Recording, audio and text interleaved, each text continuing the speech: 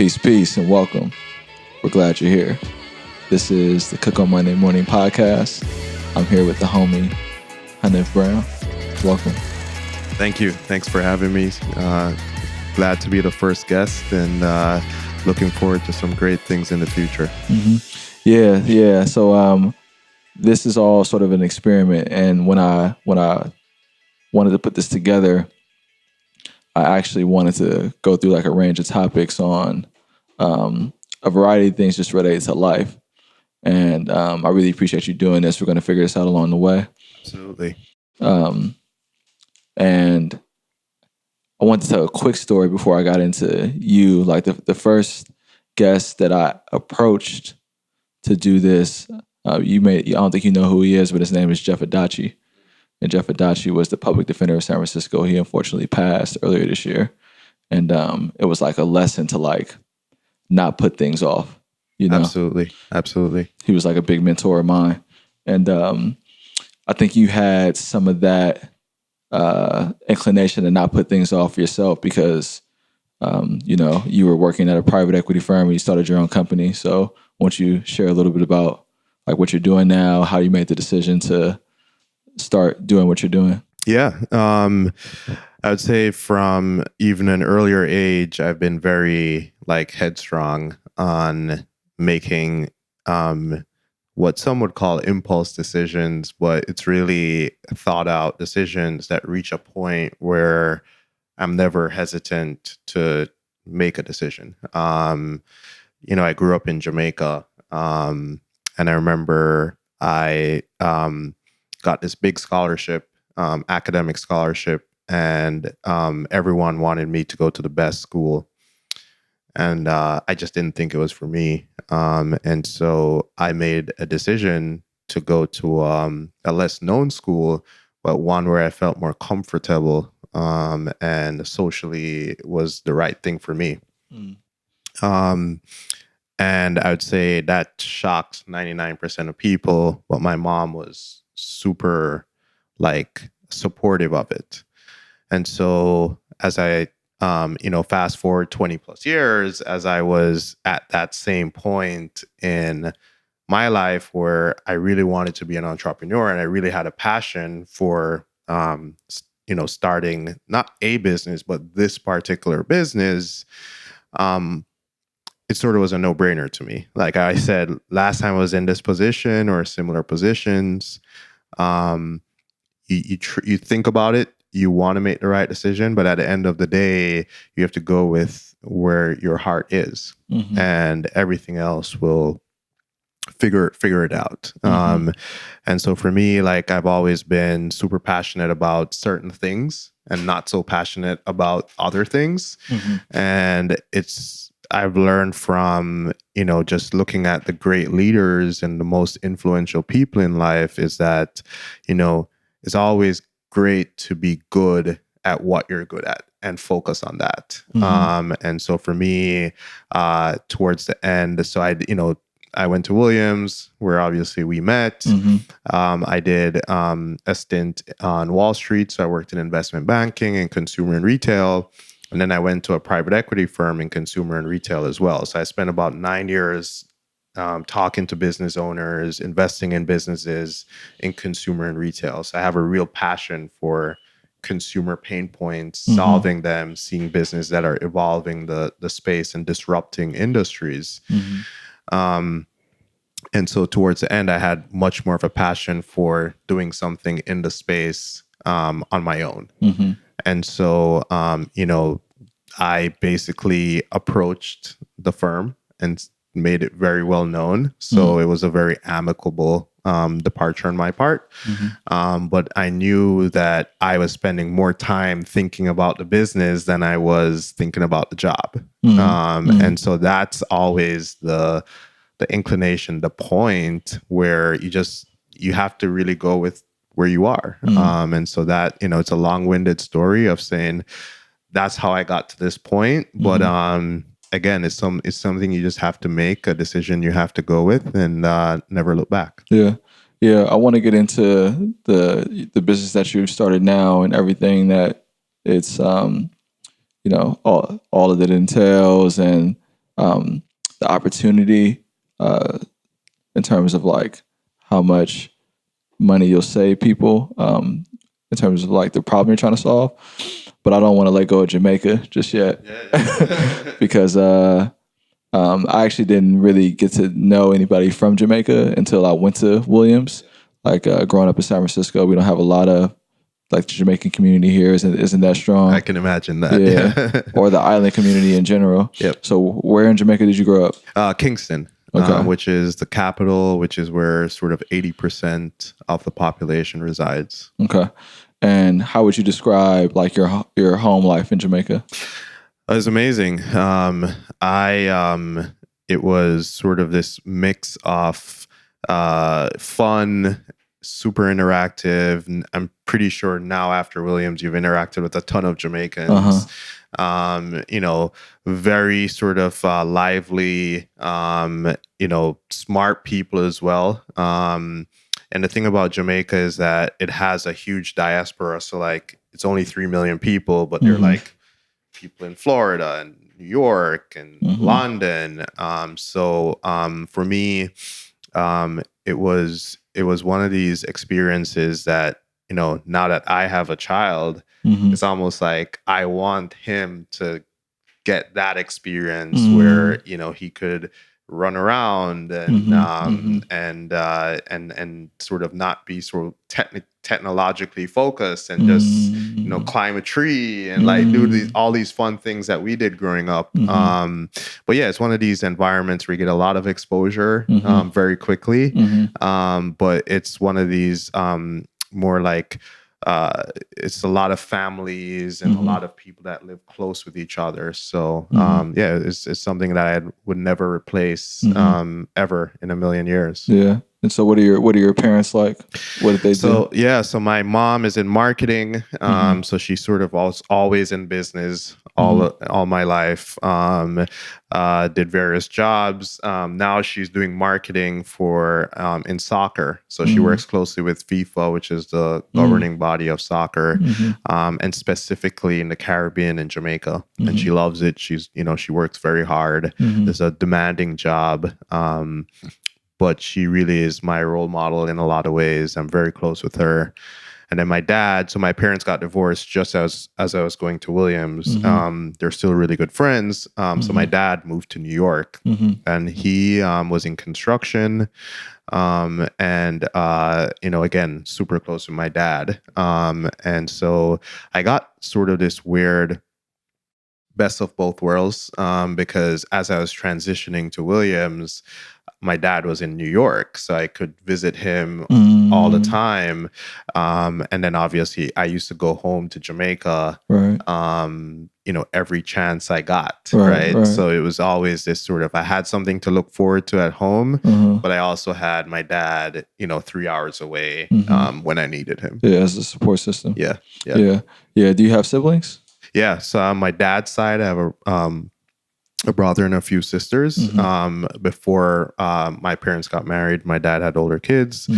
And so I see them often as well. My brother is in Canada, for example. Okay. My sisters are sort of all up and down the East Coast. Got it. Okay. So on your dad's side, but you're your mom's only. Yeah, my mom's only baby. So you know how that goes. She, as we speak, she's probably texting me and asking me and checking up on me. So, but yeah, we're super close. Now that I'm in Florida, she comes up every chance she gets. It's just only an hour flight, and we have my wife and I have a 20-month-old. So that has obviously given her another excuse to come visit every time, she gets a chance. So. Yeah. I went to Jamaica to bring in New Year's one year. I think it was like I was bringing in 2016. Yep. And since then, I've made it a habit to like leave the country every year for years. And one of the things that really struck me about Jamaica that has like stuck with me was, what it was like to see a country that was fully run by Black people. Yep. And coming up and like when I was in high school, Yep. this was 2015 is the first time I went to Jamaica, right? The first time I came across authors that talked about what it was like to feel free in a country was through like James Baldwin and Richard Wright, and a lot of them talked about going to Paris and feeling like a sense of true liberation that they didn't feel in the country. Yep. One of them said, I'm going to misquote, but the gist of it was like there's more freedom in one block of Paris than there is in the entire country of America. Yeah. And so when I went to Paris, I was looking for that same experience, but that was back in 2007 when I went. So I was inspired by these writers by the 50s and 60s, went to Paris in 2007, and it's a very different place than the one they wrote about, because the immigration story of France was one where a lot of the French considered immigrants to be a drain on the economy, and many of those immigrants were North African. And so I'm a Black American, but I look like any other exactly. person from immigrant. Yeah, right. And so their whole issues around race was like very pervasive. It was an election year too. And then Jamaica, it was like, whoa, like, it was none of that. Fit right in. No, but it's one of these things that I think is very complex. And I remember just being at Williams. So obviously, I grew up where I'm the majority, race and issues around race. It's a small issue, but we have this motto there where it's out of many one people, because there's similarly, it's a big slave, descendants of slaves, which are mostly African slaves, but there was Chinese immigrants as well. So there are a lot of Asian immigrants in the country, Indian immigrants, for example. So we have this motto, is out of many one people. That being said, it's nothing compared to the racial complexities in America.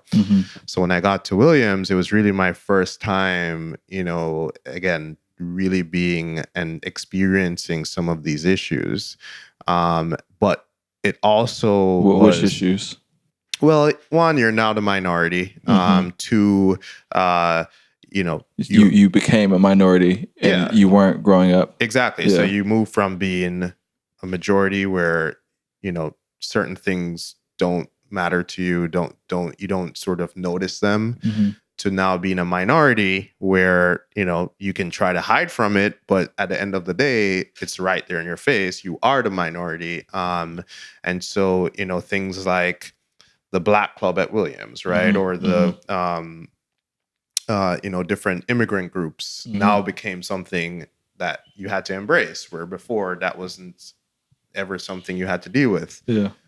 So it sort of became this identity, and having, growing up, you never had to explain what Jamaica meant to someone.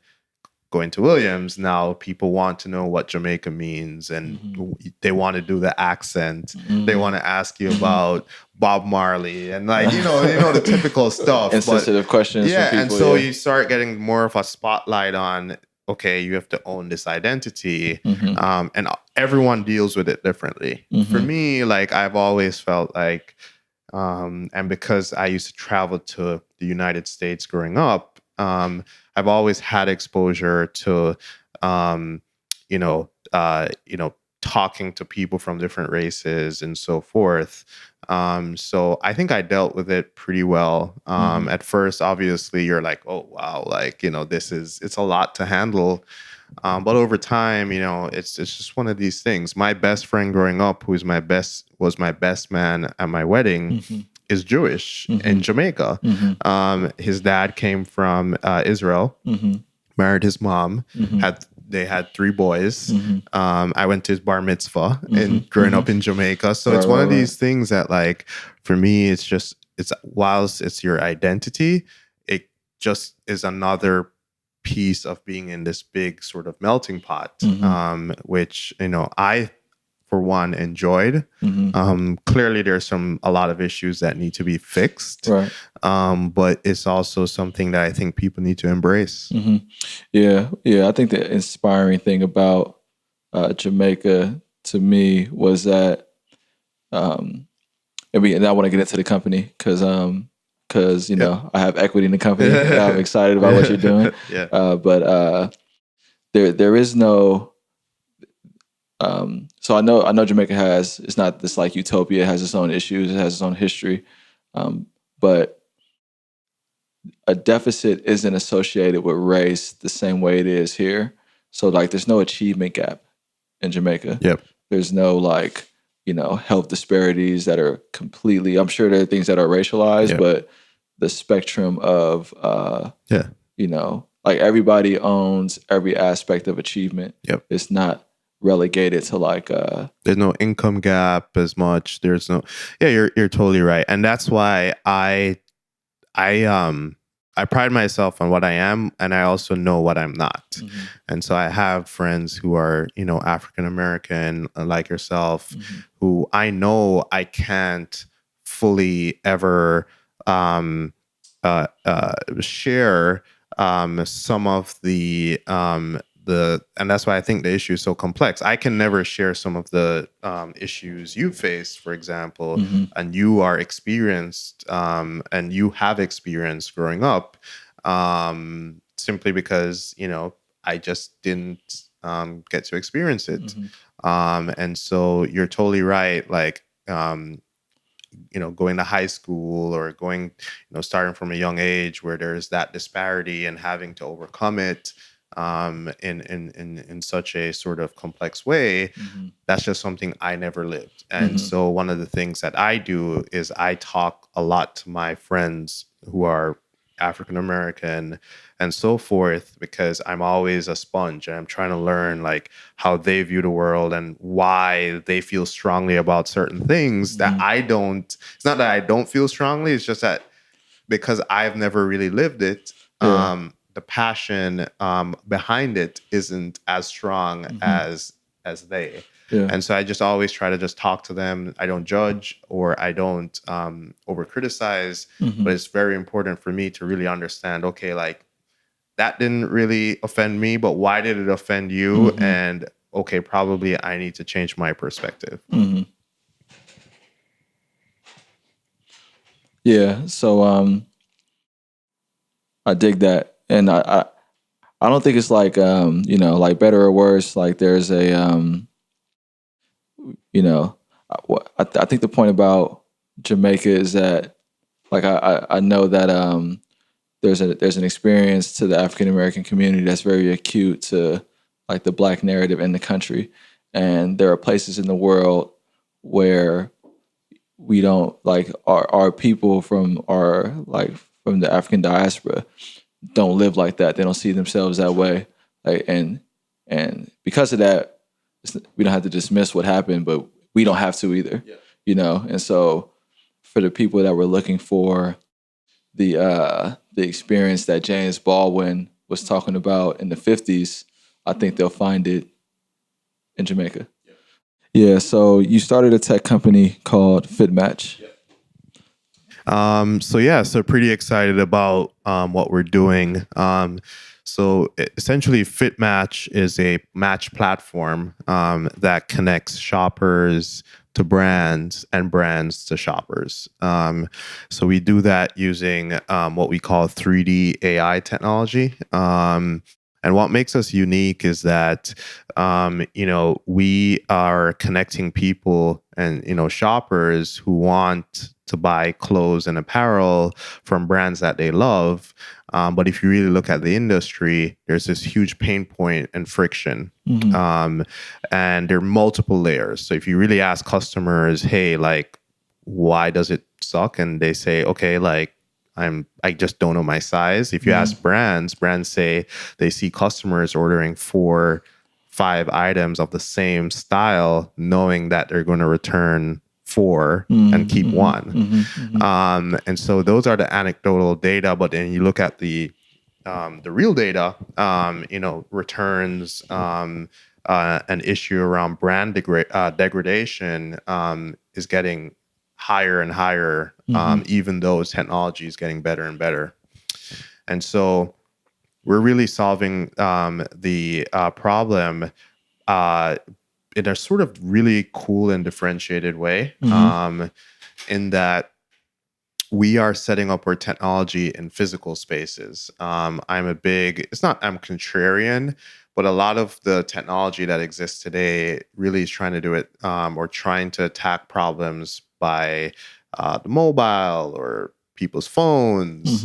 But as I looked at the industry, I realized that, millions and millions of people sort of go and purchase apparel, through the normal channels. And so I said, and that being like online or so in they, person. they would purchase it on, some of them, most people do both, right? So most people purchase online and they purchase in store or shopping centers or whatever it is. But I felt like a lot of the technologies that I saw have this focus on only doing it online. And so very early on, for a lot of different reasons, accuracy, privacy, and so forth, we developed our technology to be used in physical spaces. So almost like an Amazon Go, where they're revolutionizing how you do grocery shopping in that sort of physical space with a lot of technology, is my dream to really revolutionize how people shop in physical spaces. So we're on this really interesting journey where the first year was a lot of trial and error.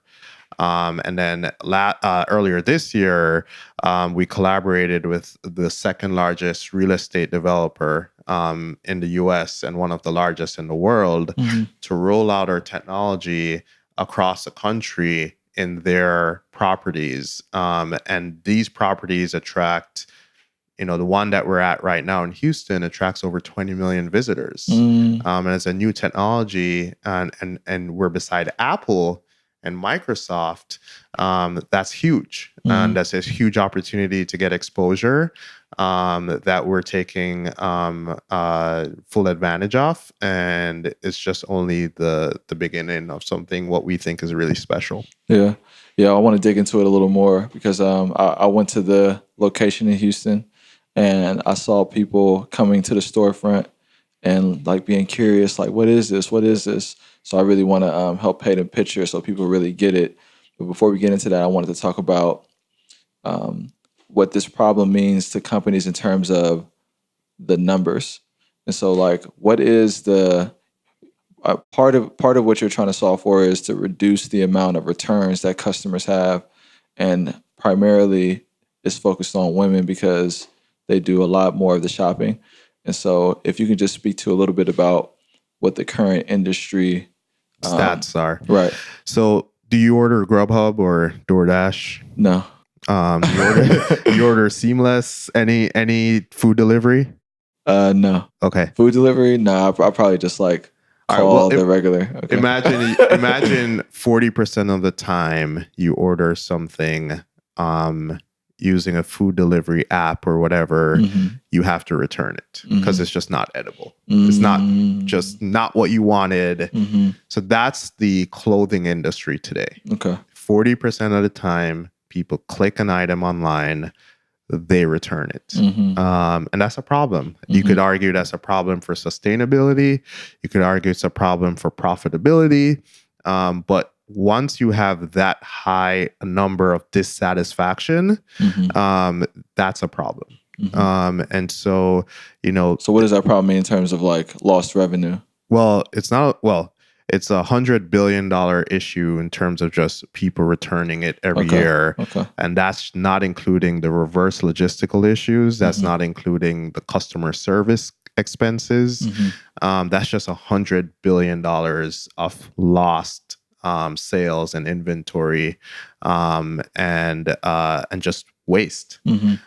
Today, I think the fashion industry accounts for more greenhouse gas emissions than flights and shipping combined. So a lot of people. How is that? Yeah, they overproduce, and they over inventorize their units and online. And this is a growing issue. As I mentioned before, some people are ordering 4 items and returning 3. where does the 3 go? It could be out of season. It could just be unwearable after that. And so this is a growing issue that is continuing to get worse and worse. Okay. So that's a big picture problem. Okay. But the smaller micro problem is you bring up a point of lost revenue. So like, let's say you're a customer now, you had a terrible experience, you're 1 in the 40, or you sit on that side of the fence that's the 40% that didn't like what you got. If you ordered from that restaurant, right, and you didn't like what you get, chances are you're not going back to that restaurant. So it has a ripple effect on brand retention and loyalty and customer service as well. And so, our solution really it sees that as a problem. But what we're doing is sort of really listening to shoppers and saying, okay, what they're asking for is to see things that fit them, see things that they want to buy, and they don't want to see all the other junk. And what if you could create an experience using very accurate technology that delivers that? So every time they log on to a website, every time they go into some sort of shopping experience, it detects if they're a FitMatch user, and it immediately curates that shopping experience and personalizes it based on your biometric data and your fit profile. So it's basically gives the ability to take hundreds of thousands of styles, like on a big website, and bring it down to the top 30 or top 35 that you should really buy. And that's powerful. You may not like any of the 30 or 35, which we learn through machine learning, what you really like over time. But that's the experience we want to serve up to people so that we can really cut waste, give you your time back, and most importantly, make sure that when you click buy, you have the assurance that this is something you really want when it comes in the mail. Okay. That's dope. And obviously, I want to see the company succeed because I mentioned I have equity in it, but I wanted to get back to the Houston trip. Yeah, absolutely. So the way it works is that we set up in physical spaces these really attractive, fun, technological experiences, and it captures the people who are walking by. And then when we tell them what it is and tell them how, if they be a part of our platform, how we can solve this pain point for them, we immediately get them. They register, they answer about 7 questions, and then we ask them what their fit preference is. And then they take this 3D measurement, as you mentioned, and then instantaneously, based on their answers, we're able to start sending them matches for them to shop from. So we have a database of over 1,000 styles on our platform today and growing literally each minute. And the person sees their curated list of items immediately in the space. So you may say, okay, these are my matches. I want to understand them more. We will be able to explain why the algorithm chose that for you. So it's about conversions. And then the third piece is about experience. Like every millennials to Gen Zs to even baby boomers, everyone wants an experience now. It's not sufficient to just deliver cookie cutter retail or shopping or whatever it is. You have to deliver an experience to drive that customer to want to interact with your product.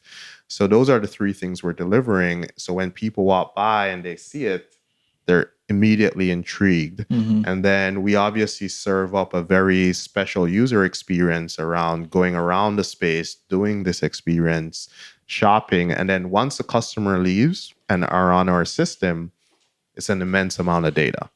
So we can actually send them curated emails every week. We can actually give them sort of special suggestions based on their body types. So just imagine if you had really long arms, we can actually say, hey, Stevan, check these matches out. And they're special for you because you actually have long arms. And we can know that, right? And, you touched on women. Women love that, right? Because they are all about, I'm unique, I'm special. it should feel like a personalized experience. And they are. Yeah, and of course they are. And so we're able to serve them up that experience in a very data-driven way, which is what we think is the future. And unlike other personal sort of shoppers and so forth, we're able to do it in a non-gimmicky way because we're actually taking super accurate images off you and combining that using AI with predictive analysis on exactly what you would like. Yeah, and seeing it in person, I can speak to the genuine interest and the fun that people were having as they were going through the storefront. And also, when I talked to my girl when I talked to her about your company, the immediate thing was like, yeah, like I never find stuff that fits. It's kind of It's like a duh, right? It's like that's the main reaction we get is like, duh, I would do this. We've had experiences where girls are dragging in their girlfriends to come do it. And the thing about it that I like, which is this personal touch, is that although we're pulling literally from the same database once they get out the process, they each are seeing different items, different shopping experiences. And it's because they're being served up items based on their body shapes. And as you know, I'm tall, you're shorter than me, I probably have longer arms than you. There's no reason why when I log on to a computer, I should ever have to see the same stuff you see. And all that is possible with rigid technology and the right artificial intelligence. Yeah, I want to talk a little bit about leadership, but I also want to talk a little bit about I mentioned a few times already, like the equity piece, and Nipsey Hussle is one of my favorite rappers. He's still one of my favorite rappers, and I started listening to his music back in like 2015. He passed this year, and the big thing that he talked about in his music was how important it was to have equity. And you represent, as a Black tech founder, a very small percentage of, who's starting companies within the tech space. But you gave me an opportunity to have equity in the company. And part of that was like facilitating, introductions to help you raise money in your seed round now. But this whole thing about like equity, right? Because a lot of the discussions, especially I think for a lot of young professionals in general, the whole idea was, you go to college, like people want to make six figures. They want to get a degree. They want to get a master's. This is like the conventional way of thinking. They rack up $60,000 in debt. Yeah. They want a six-figure salary, and they're looking for the additional degree to give them a greater earning potential, but they're not looking for like equity or ownership. Can you talk about that a bit? Like, sure. Your thoughts about equity, ownership, and So I used to work at a private equity firm, and it's pretty real. That same dilemma or discussion, and you find that there's some point where everyone thinks about equity and ownership and what percentage is mine.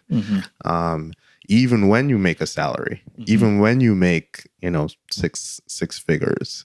That's very important. And, in private equity, you have something called carry. So carry is sort of this concept where, you get a pool of money in private equity to invest. And once you make an investment and get a return above a certain threshold, you get a cut out of that profit. So it's this highly valuable piece of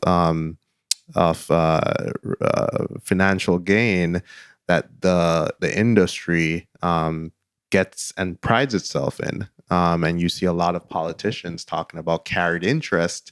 It's this sort of taxation on this pool of money that goes to individuals in the private equity asset class who are exceeding their return threshold. So if you just do the math, if I have $1 billion fund and I return $1 billion back to my LPs, and I get to keep 20%. LPs are limited partners. Limited partners, and I get to keep 20% of any profit that I get on that $1 billion, and that's only shared among 10 people, right? So, I guess I say all that to say, whether you're a minority, and obviously, we can talk about how, we haven't had the benefit of owning, whether it's real estate or companies, and that's a big part of the income gap dilemma that will just continue to go on for generations, or just whether that, as a millennial, that's something that we're just not taught enough of in school or just in conversations. And so, for me, like personally speaking, I don't necessarily think of percentages of okay, I own this percentage of FitMatch. Of course, yes, because that's important to, my family and so forth. But it's more being a part of, like I always say this, it's better to have something or have a percentage of something, a smaller percentage, than 100% of nothing. And so as the business continues to grow, I do understand that to get the right talent on board, especially without a massive balance sheet to pay, a lot of salaries, I need to be able to have conversations with people, with partners, same way we had a conversation. And I said, look, I'm looking for you to be a part of this, but I also want you to share in the upside. And I know that giving you a piece of this or a chunk of it could help you get you up at night or get you up in the morning and help you to focus on what we're building. And that's very important. And I think that that conversation and the importance of equity is getting more prominent, but it's still not where it needs to be. But from my perspective, I don't necessarily think about it day in, day out. I more think about whatever I have, how can I expand it, get it bigger, so that I can obviously drive value in the long term. It's definitely not where it needs to be, and the conversation around equity, and I think one of the reasons why I said yes was because I already had the mindset that this is ultimately the place I want to put myself in a position to have was equity, because we could have easily set up. I think the typical arrangement is like you get paid by the hour. Sure. You get an hourly rate. Yep. And so that's the whole thing about the 6-figure salary. It's kind of like you're exchanging time for money. And it's a completely different thing to say, hey, instead of, we can turn that knob, it'll go off. Instead of time for money, I'm just going to work for a piece. And so there is no immediate payout. Or you can do something of both. You can do equity and time for money. Sure. But ownership needs to be, I think, it needs to be the goal, because when you have ownership, if something is sold, you get a piece of that, or the returns on it you can get even if you don't have to show up to work, And so you decided to leave a comfortable salary to build something that didn't have like any real. Yeah. There was no money. You have to raise money. And it I'd say it's tough, and I don't think I'm in the majority, to say the least, of people who would do that. Yeah. I just want to emphasize, because I know you can go into it, but like, you have a wife and a young child. Yep. You were working in private equity. Yep.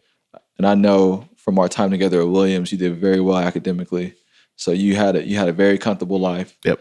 And you put you and your family's future on the line to leave that comfortable salary. I'm sure you have maybe some savings or whatever to say, I'm going to start this from nothing, and I'm going to ask people to invest in my dream, Right. almost. And so talk about the process of like raising money, like what Yeah. that's been like. And Absolutely.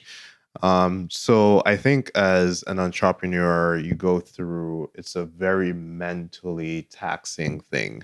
And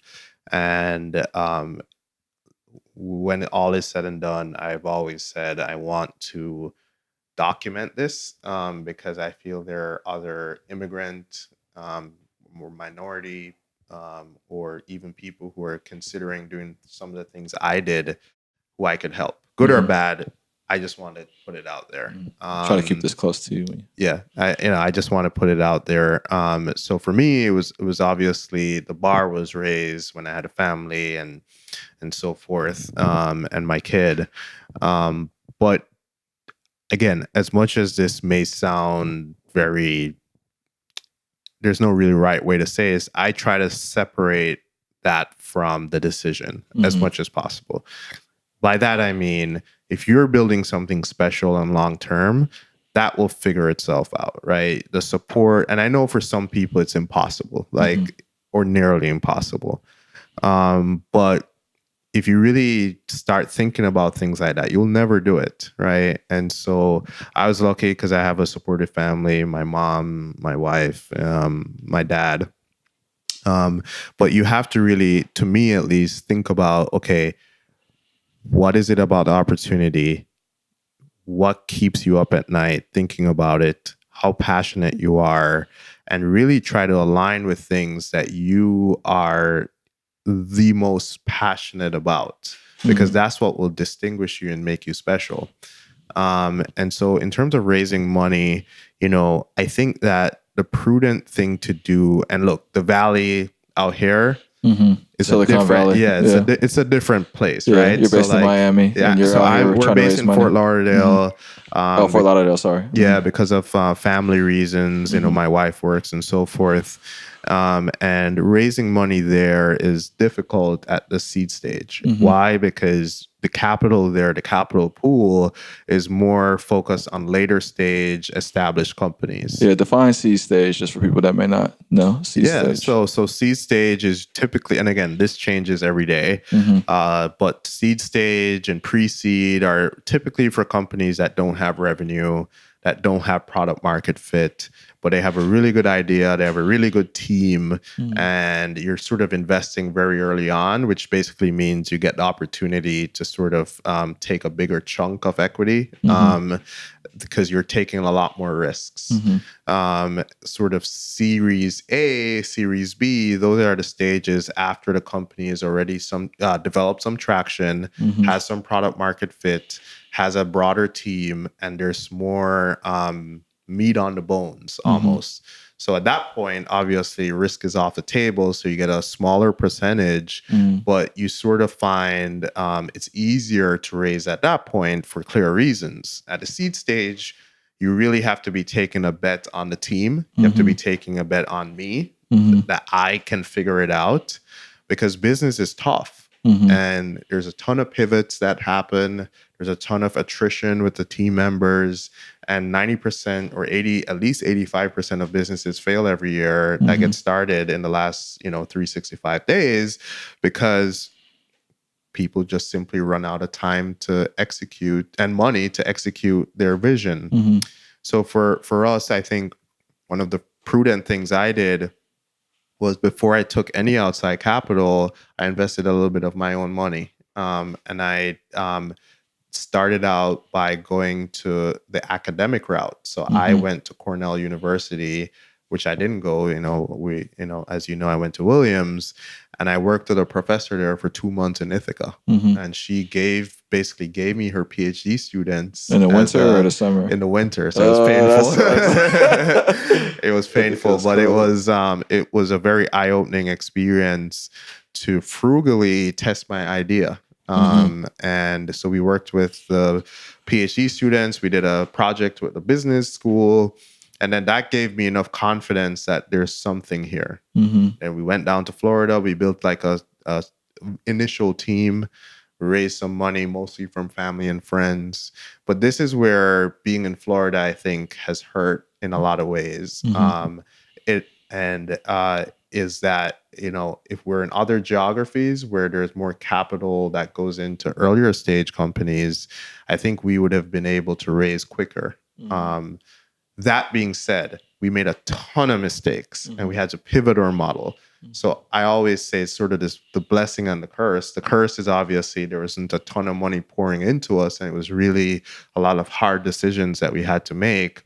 The blessing is that I felt like if we over-raised in last year, for example, when we were just testing a lot of the technology and making a ton of mistakes, we would have burnt through enough money where no one would want to touch us again.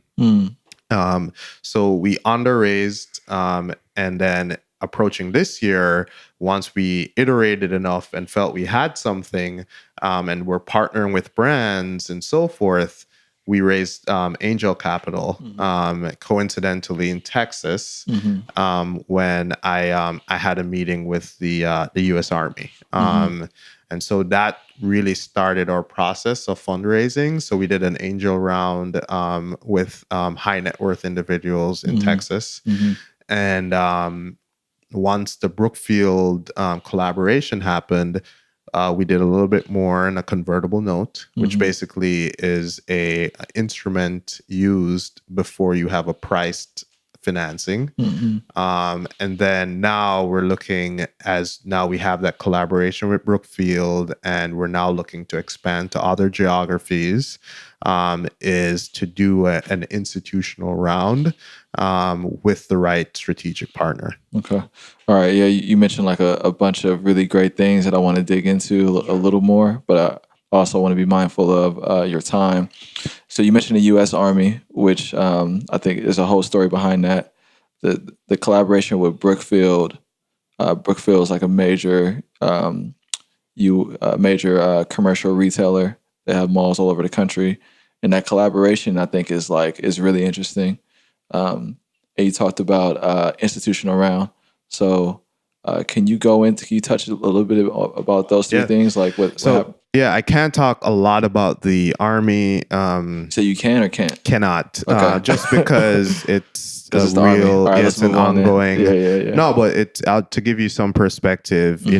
Them and enterprises, any company that has a lot of employees or a lot of people in their database that they have to provide uniforms for and all that, they struggle with fit issues as well. This is not a fashion one-off issue. This is a real problem where they don't know the size of their employee base.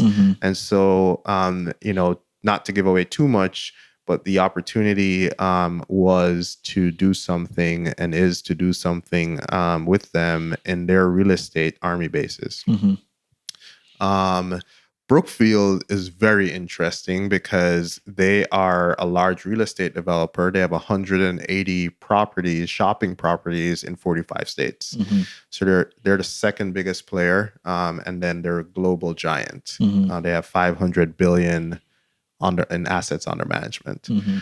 So they actually are, having them collaborate with us on this and do many units across the country is a huge validation. Why? Because what does units mean? These sort of AI pop-up shops in their spaces. Got it. So it's a huge validation. Why? Because they are so massive.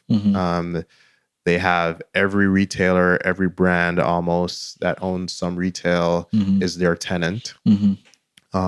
They also have an acute understanding of the future of retail. And that cannot be underestimated, is if they are this massive conglomerate in the retail space and they're validating this as a concept that will live inside their highest volume spaces, that's a testament to what we're building and the value that we're providing them, to give to their shoppers, but also to give to brands who want access to the shoppers in their spaces. And so that was one of the biggest validation points, is that you have such a big powerhouse in the retail space saying, we see this as the future. We're willing to give you and collaborate with you on this rollout. To me, that really, from a proving it out standpoint, is the biggest validation that we've had so far. And then, of course, since then, we've now had inbound interest from other similar developers in the space and so forth. And so we're at this unique point that's right beautiful. now. That's big. Yeah, and Yeah. we're at this really, really, really unique point right now where, most startups, most companies would put their foot on the accelerator and go. But as I told the team this morning, the next couple months are the most important for us in terms of which brands we partner with, which cities we try to go into next, how we scale our team, how we invest in our data science. What we need to do is really and not to mention what capital we raise and from who, right?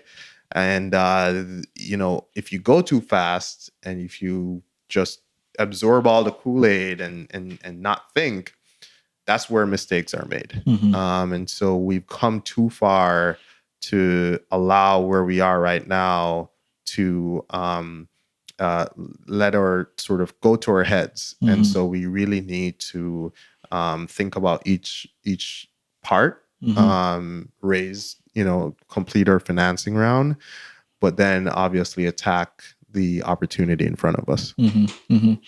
Yeah. Yeah. Well, I mean, I think going from like idea to a collaboration with a real estate firm that has 500 billion under management. Yeah, and that's look, like at front, that's quite the journey. And look, and you're just getting started.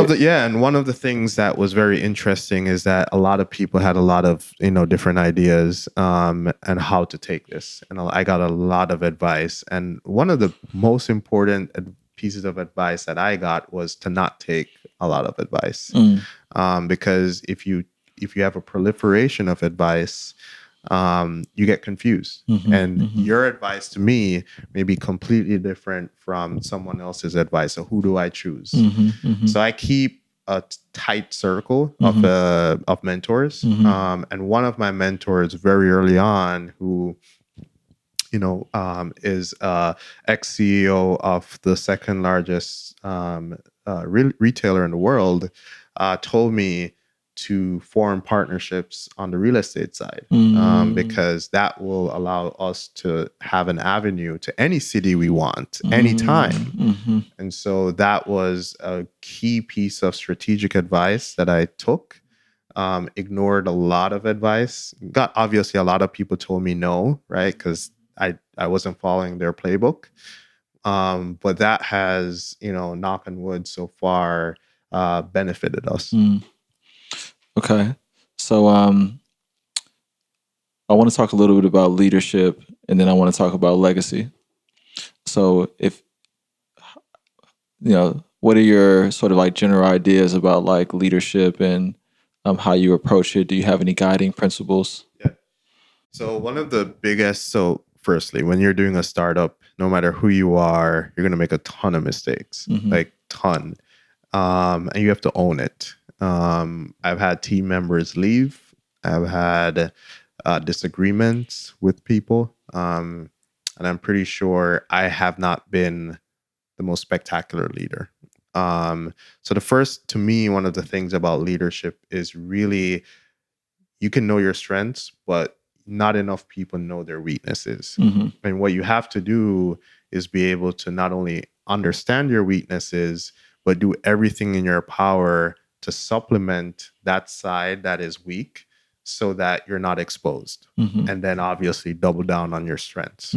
So for me, one of the things that I realized very early on that I'm weaker on is sort of professional organization development. It may sound like very wacky to say that, but I am a very sort of like, I just do stuff. But sometimes you actually need to do stuff right, and like do it and take the time and not rush it to get it done. So like that's one area that I sought out when I was building the team. I'm not a data scientist, and we do a lot of data science. So I had to go out and recruit the right CTO. And so that to me is the number one thing. Everyone has different like important things about being a good leader, but if you don't have the ability to really know like what you're good at and what you're not good at, you won't be able to build an organization or a team. And it's the self-awareness and the introspection to be honest and say, look, I'm really not good at writing, right? Or whatever it is. So chances are I need to go get that help. But you can also say, whilst I'm not good at writing, I'm really phenomenal at speeches. So that's what I'm going to use to get across my message. I'm not going to write an email. I'm going to go and deliver the most spectacular speech someone will ever see. And so that introspection really early on is very important to really crafting who you are as a leader. And if you understand that, and I think if you play both sides well, you'll be able to sort of build a world-class team. Yeah, thank you for that. So the last thing I want to mention was legacy. And so I named my company after my great-grandfather, Luther Harris. It's called the Luther Harris Holding Company. Wow. We're sitting on his wife's seats. These are my great-grandmother's seats. Nice. And this is... They're strong, by the way. Yeah, they're rickety, but they're strong. And this is his dictionary. This is Luther Harris's dictionary. And so, I kind of keep these things connected because he came up from Prescott, Arkansas with an 8th grade education, started a life for him and his family in San Francisco. And so, that legacy is important to me. What type of legacy, how do you think about legacy? And what is it that like you're trying to build for yourself? So obviously I have a son now. And I always think, what do I want him to be or how I want him to live? And a lot of times I see people, they want something from their let's say their children, but then they don't live it. And so how, I just look at some of my friends, like, if they don't have that role model, if they don't have that sort of reminder, like how will you be able to tell them don't do that if you're doing the same thing? You can't say don't smoke when you're a smoker. It's the same thing that I think about, right? So for me, with my son, for example, I just want him to do what he loves, right? And so I can look him dead in the face and said, I did what I loved. I was passionate about something, and look, you may not be passionate about what I'm passionate about, right? But the fact is you chased after it, right? And my job is to give you all the resources and the guidance to do it. At the end of the day, I want you to be an independent thinker. I want you to really think about how you want to leave your mark and not be afraid to do it. And my job is to support you. And in the same way, my mom supports me, no matter how many times I do crazy, stuff. I have to do the same for him. So for me, legacies, I don't really think about money or monetary legacy. I think much more about, when all is said and done, can I sort of look him in the face and say, like, with a straight face, like, yes, go do what you want to do. Go be what you want to be. And here is the path that I took in similar vein. That's dope. It's beautiful. Thank you. And then we got through our first episode. That was fun. Awesome. Yeah. As I said before, when you told me that you're about to do this, I not only think it's a great idea, I think you are a perfect person to do this. You're connected in the community. You have great insight. You obviously are passionate. And so, I do think, and I encourage you to just, go for it. I know. Where can I learn more about FitMatch? Shopfitmatch.com, Instagram, shopfitmatch. And, follow us. We have a lot of exciting developments happening. We'll be in different cities soon, partnering with different brands shortly, and really trying to deliver an experience that we think is going to transform the way people shop for, many years to come. Right on. Thank you. Peace, and we out.